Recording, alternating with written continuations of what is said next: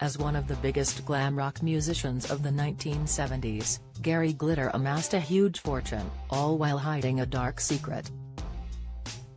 Now the disgraced star been ordered to pay more than £500,000 worth of damages to a woman who survived his abuse.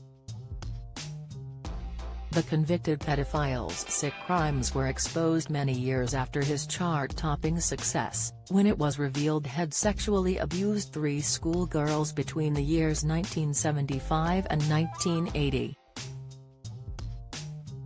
Glitter, real name Paul Gadd, was jailed for 16 years in 2015 after his offences were uncovered by Operation U-Tree. Before then, the now 80-year-old was jailed in 1999 after downloading child abuse images, and in 2006, he was detained for 2 years in Vietnam after molesting 2 young girls.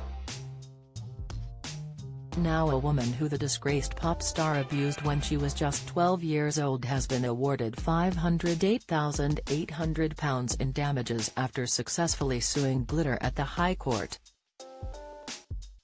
This 6-figure sum includes £381,000 in lost earnings as well as £7,800 for future therapy and treatment. The woman, who cannot be named for legal reasons, took Glitter to court following his 2015 conviction for his abuse of her and 2 other young people. Even after handing over this amount, Glitter will still be extraordinarily wealthy, with a fortune estimated to be approximately £6 million. Glitter, who is now back at HMP The Vern, after being housed at HMP Risley during his recent failed parole bid, is thought to be worth that much thanks to royalties he earned around the world, along with his London property. The former star has sold an estimated 18 million records, however, he was stripped of his master rights to the tracks, meaning he no longer receives royalties cash. His big money earners included Rock and Roll, Parts 1 and 2. He is believed to own a luxury top-floor flat near Baker Street, central London, that he previously rented out.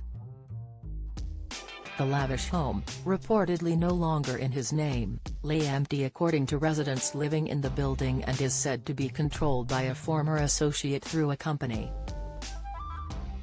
It's thought to be worth more than £2 million.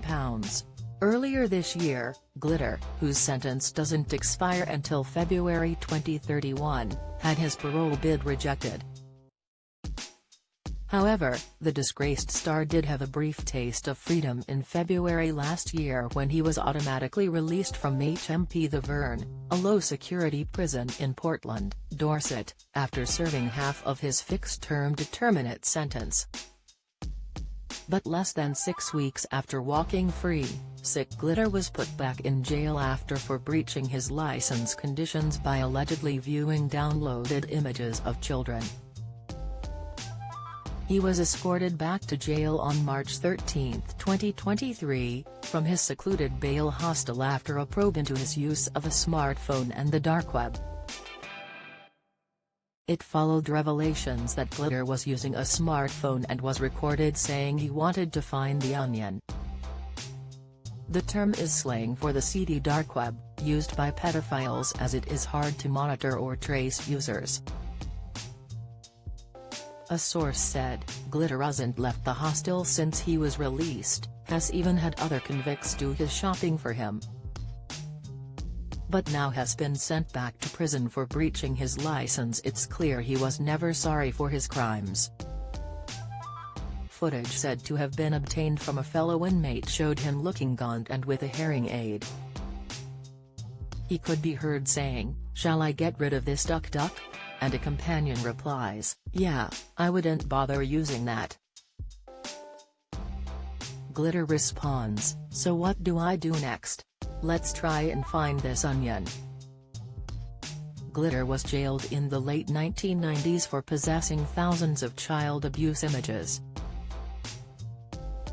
In 2002 he was expelled from Cambodia amid reports of sex crime allegations, and in March 2006 he was convicted of sexually abusing two girls, aged 10 and 11, in Vietnam, and spent 2.5 years in jail.